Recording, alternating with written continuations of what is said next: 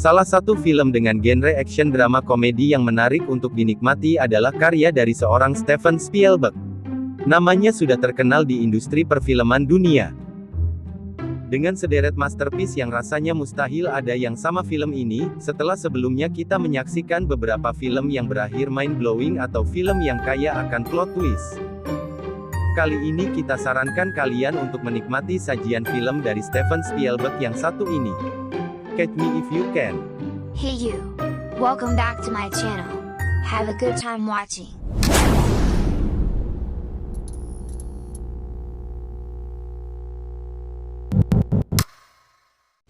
Film karya Steven Spielberg yang satu ini memiliki plot cerita yang sangat unik dan menarik.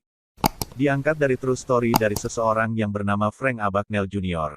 Film ini dirilis pada tahun 2002, dengan memasang nama Leonardo DiCaprio, yang pada saat itu lagi naik daun sebagai Frank William Abagnale Jr., Tom Hanks sebagai Carl Henratty, Christopher Walken sebagai Frank Abagnale Sr., Natalie Baye, dan Amy Adams sebagai Brenda Strong. Sebelum kita mulai bercerita panjang lebar tentang filmnya, kita mau kasih tahu dulu kalau menyebut nama sutradara dan para cast film adalah bagian yang terpenting untuk menghargai karya mereka. Dan video ini akan mengajak kalian untuk nonton filmnya langsung agar kalian bisa menikmati cinema experience yang nyata yang tidak akan bisa kalian dapatkan hanya dengan dengerin review saya di sini. Kalau kalian belum nonton, kita ingetin dulu kalau ini adalah spoiler konten.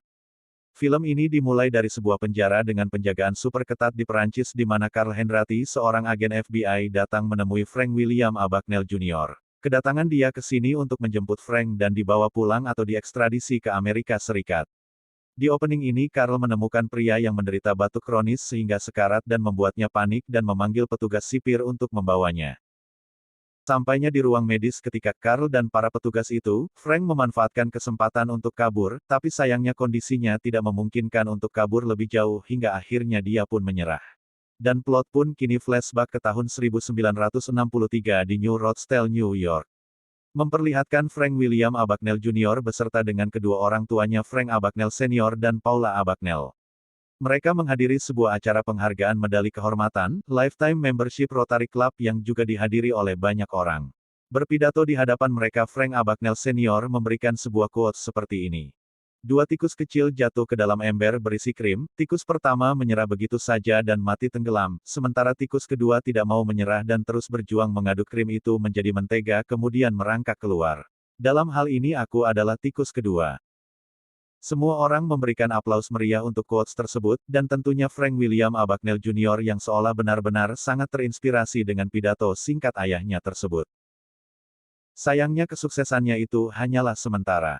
Tidak lama setelahnya Frank Senior tersandung masalah penggelapan pajak, dan mengharuskan mereka sekeluarga meninggalkan dan menjual rumah mewah, mereka pindah ke sebuah apartemen kecil. Frank Senior di sini sendiri, memperlihatkan sikap jenderal dengan tetap tersenyum dan tenang menjelaskan ke seluruh anggota keluarganya, bahwa tidak ada masalah semua akan baik-baik saja. Dia bersikap menyembunyikan masalah besar yang dihadapinya di hadapan anggota keluarganya itu, terutama anaknya Frank Abagnale Jr. Ayah dan anak ini memang punya hubungan yang sangat dekat. Dengan menghadapi setiap masalah dengan senyuman di apartemen kecilnya, Frank Jr. diberi hadiah ulang tahun oleh ayahnya berupa 50 lembar cek yang nantinya bisa digunakan untuk keperluan mendesak. Frank juga mendapatkan pelajaran banyak dari ayahnya tentang bagaimana bermain dengan pajak dan cek. Kesukaan Frank terhadap tantangan memang sudah diperlihatkan sejak remaja. Petualangan Frank Jr. dimulai sejak dirinya memasuki sekolahnya yang baru di hari pertamanya. Ketika mencari kelasnya dia menerima perlakuan bully dari teman sekelasnya. Hingga kemudian ketika tiba di kelas Frank Abagnale Jr. menuliskan namanya di papan tulis dan menyuruh seluruh siswa untuk duduk layaknya seorang guru profesional. Dia pun mulai mengajar dan membalas perlakuan bully yang diterimanya dari teman barunya. Ayo siapa di antara kalian yang di sini tertipu dan mengira Frank William Abagnale Jr. ini adalah guru beneran? Sepekan kemudian, orang tuanya dipanggil untuk menghadap kepala sekolah dan diberitahu kalau Frank telah membuat masalah dengan berpura-pura menjadi guru di kelasnya. Sayangnya Junior dan ayahnya cuman bisa ketawa. Mengetahui hal ini, kembali di apartemennya Frank Abagnale Jr. mendapati ibunya di kamar bersama dengan seorang pria yang merupakan rekan ayahnya di hotel klub. Junior sadar bahwa ternyata ibunya kini punya hubungan gelap. Seketika raut wajah Frank yang selalu tersenyum dan tertawa, berubah menjadi murung dan marah. Di hari berikutnya Frank mendapati kembali di apartemennya dikunjungi oleh seorang laki-laki yang meninggalkan jas dan topinya di sofa.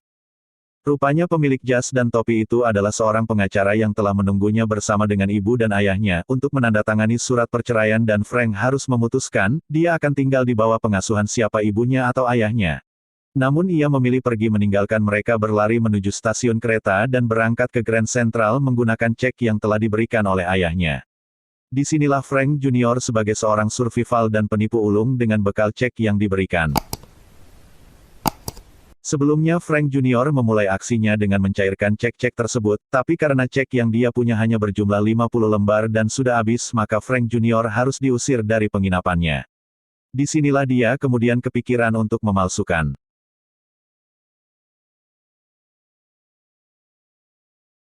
Lanjut, Frank Junior kemudian mulai mempelajari prosedur pengecekan keaslian cek dengan cara nimbulin petugas-petugas bank, tekniknya dengan memuji-muji dan membuat para petugas terbuai dan melayang dan mulailah bersilat lidah, menanyakan hal-hal yang perlu diketahui.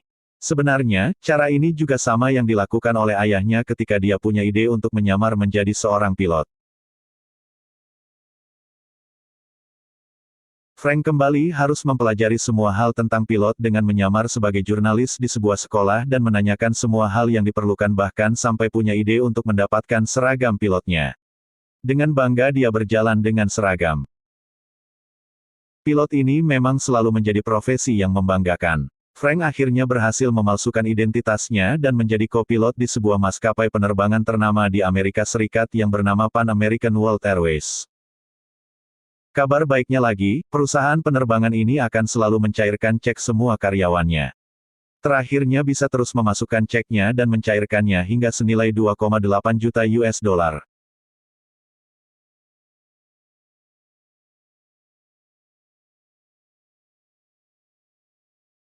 Tidak lupa dia juga selalu mengirimkan surat dan mengabari ayahnya. Dan ada kesempatan akhirnya bertemu dengan ayahnya di sebuah restoran mewah.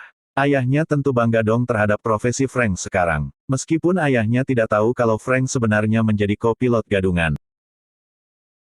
Aksi Frank ini ternyata tercium agen spesialis penipuan bank dikirim untuk mencari dan menahan Frank di sebuah motel.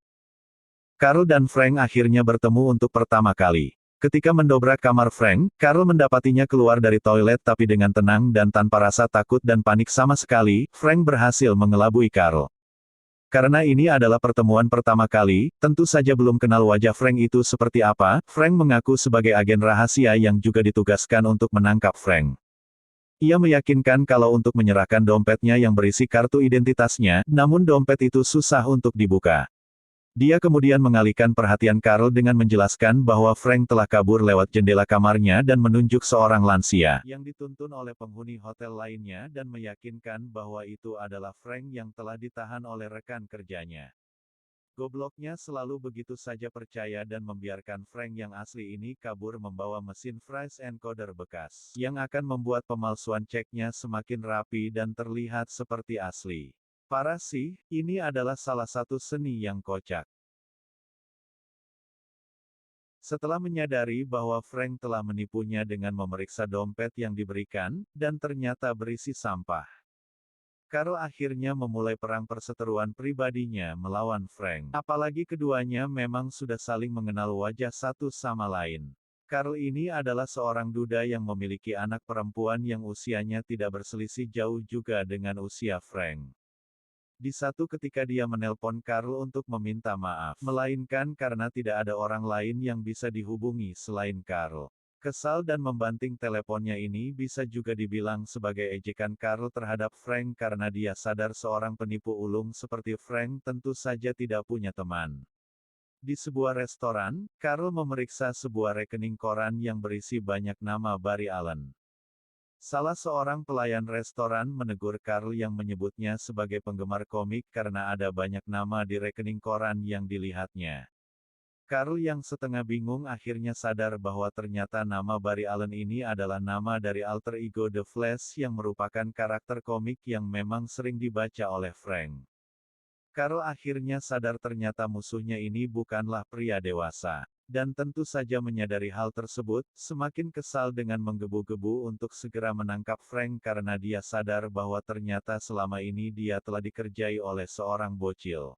Oke, memang ada banyak buku komik The Flash yang berceceran yang sebenarnya bukan sekedar komik tapi memang menjadi objek yang penting dalam karir penipuan. Frank selama dalam film ini sendiri, di sini memang masih berusia 16 tahun. Setelah namanya mulai disebut dalam kejahatan penipuan, sebagai kopilot gadungan. Di berbagai media bahkan sampai mendapatkan julukan James Bond of the Sky. Frank memutuskan untuk berhenti dan kini memulai menjalani profesi barunya sebagai seorang dokter dengan menggunakan nama Frank Connors. Dalam prosesnya mempelajari seluk-beluk dunia kedokteran, dia bertemu dengan seorang cewek yang bernama Brenda Strong. Dia pun memalsukan ijazahnya dan melamar di sebuah rumah sakit tempat Brenda bekerja dan hanya ada satu lowongan pada saat itu.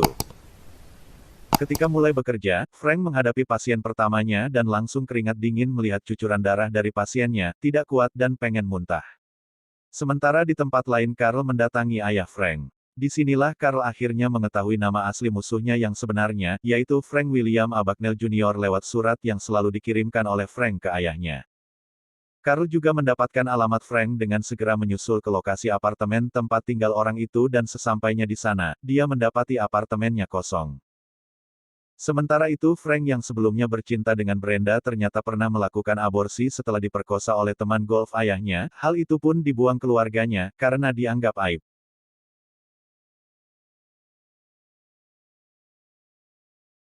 Ayah Brenda adalah seorang pengacara. Dalam jamuan makan malam bersama, Frank memimpin doa dan bukannya baca doa, dia malah ngulang pidato ayahnya di awal film. Frank juga mengaku sebagai mahasiswa Harvard Fakultas Hukum tapi hanya setahun. Dan memutuskan untuk menjadi seorang dokter. Pengakuannya itu membuat kedua orang tua Brenda tertarik, apalagi ayah Brenda ternyata juga seorang alumni Harvard. Mampus. Setelah itu, Brenda malah mengupayakan Frank untuk bisa bergabung di Louisiana, sebuah asosiasi hukum tempat ayahnya bekerja. Ia menyatakan diri untuk berhenti dari pekerjaan penipuannya. Frank juga meminta Carl untuk berhenti mengejarnya. Tapi sayangnya, hukum tetap harus ditegakkan dan Carl tidak akan berhenti sebelum bisa benar-benar menangkap Frank. Carl juga pada akhirnya berhasil melacak keberadaan Frank ketika acara pertunangan berlangsung.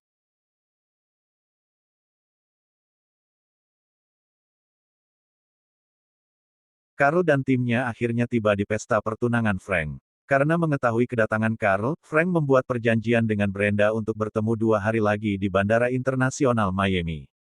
Disinilah Frank juga mengakui identitas aslinya sebagai Frank William Abagnale Jr. Frank pun kabur sekali lagi lewat jendela. Alhasil hanya menemukan Brenda dengan sejumlah uang yang ditinggalkan oleh Frank dalam genggamannya. Pada saat hari itu, Brenda beneran datang di Bandara Internasional Miami.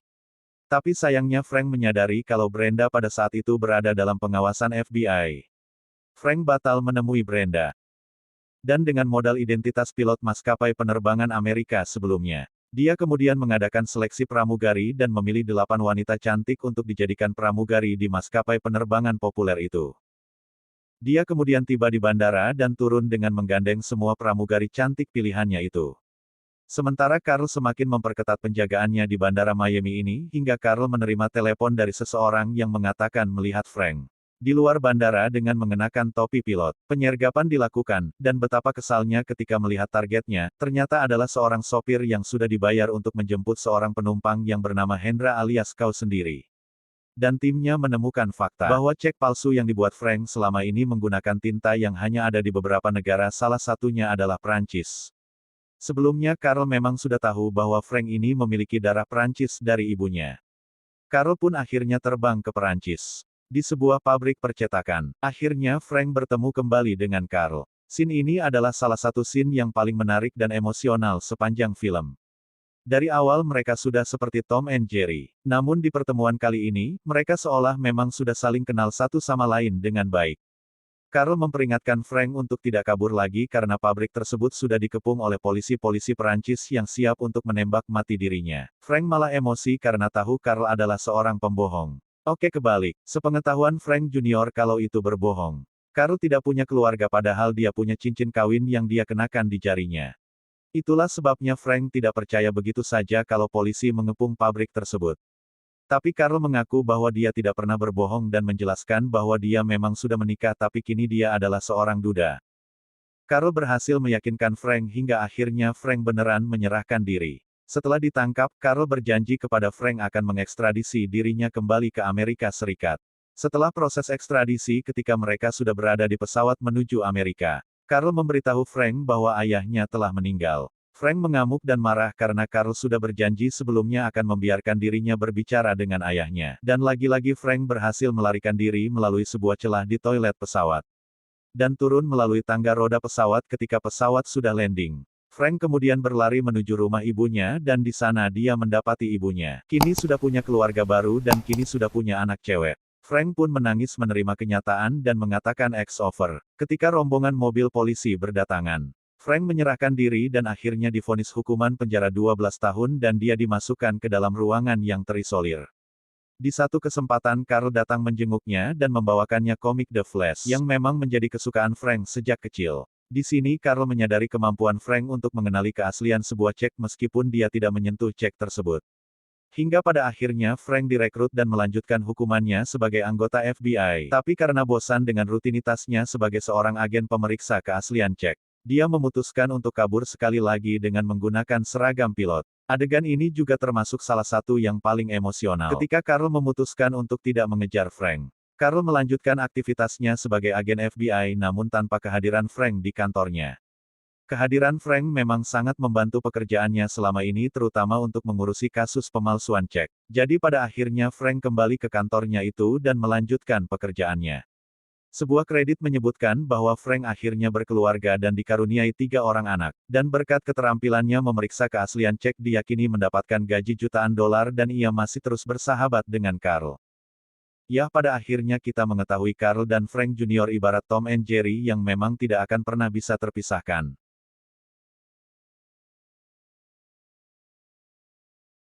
Ada beberapa hal menarik yang diterapkan oleh Steven Spielberg dalam film ini sebagai sutradara. Kita tahu film ini mostly bergenre drama komedi namun menariknya itu tidak buang-buang waktu untuk menggunakan narasi cerita yang berbelit-belit. Dan mengakalinya dengan teknik kamera movement untuk memberitahu konflik dalam sebuah scene atau malah untuk memperkenalkan sebuah ruangan secara keseluruhan dengan kamera movement tersebut lalu akan berhenti di satu titik yang pas. Satu bukti kecerdasan spiritual lainnya adalah penggunaan sorotan close-up ke sebuah objek untuk menjelaskan sebuah kejadian yang terjadi di sekitar. Objek tersebut seperti misalnya adegan bercinta dengan pramugari. Atau adegan Frank yang lagi mengetik sebuah mesin ketik jadul yang memang butuh kekuatan untuk menekan tombol hurufnya juga seringkali mengawali sebuah scene dengan sorotan kamera yang awalnya menyembunyikan subjeknya. Subjeknya yang merepresentasikan style dari film ini yang penuh dengan adegan antara Carl dan Frank. Setiap subjek yang disorot pun juga digunakan untuk development karakter dalam scene tersebut. Tapi yang bikin kesel adalah kadang menipu audiens. Teknik yang satu ini yang paling menarik adalah di ending film ketika Carl terlihat sedang menunggu kehadiran Frank. Setelah dia membiarkan kembali Frank melakukan perjalanan, kamera menyorot langkah kaki seseorang yang membuat kita mengira ini yang ditunggu oleh Carl padahal ternyata itu bukan Frank.